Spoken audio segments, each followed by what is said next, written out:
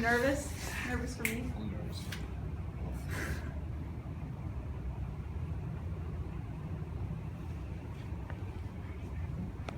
Young men need to show women the respect they deserve and recognize sexual assault and do their part to stop it.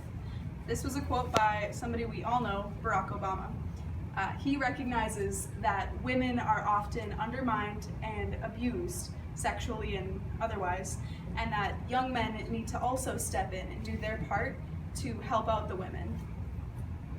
So he's a great example of what everybody should be like in caring about sexual assault and things like that. As reported by the National Sexual Violence Resource Center, 1 in 3 women and 1 in 6 men have been sexually assaulted in their lives.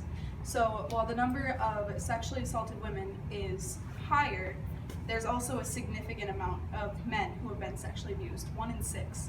So while we often think of sexual assault being perpetrated against women, it oftentimes is against men as well, but we don't typically talk about it because it's sort of a taboo subject right now.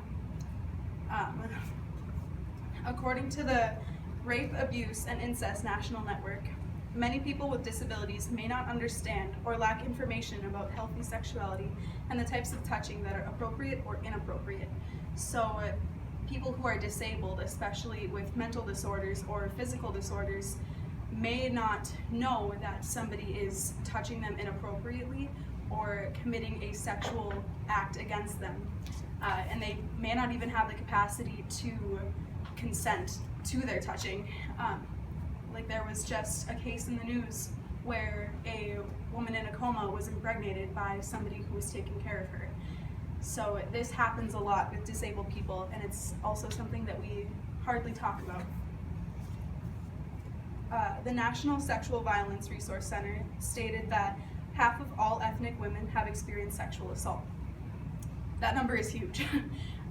Women was 1 in 3 overall, men was 1 in 6. Ethnic women are 1 in 2, so half of all ethnic women have experienced sexual assault. The Rape, Abuse, and Incest National Network also stated that American Indians are 2 times as likely to experience sexual violence as any other ethnicity. So these numbers are huge and yet hardly ever talked about.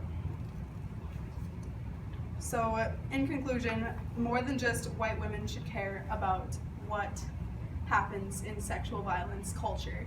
And so men should care, people with disabilities and ethnicities all should care. It was like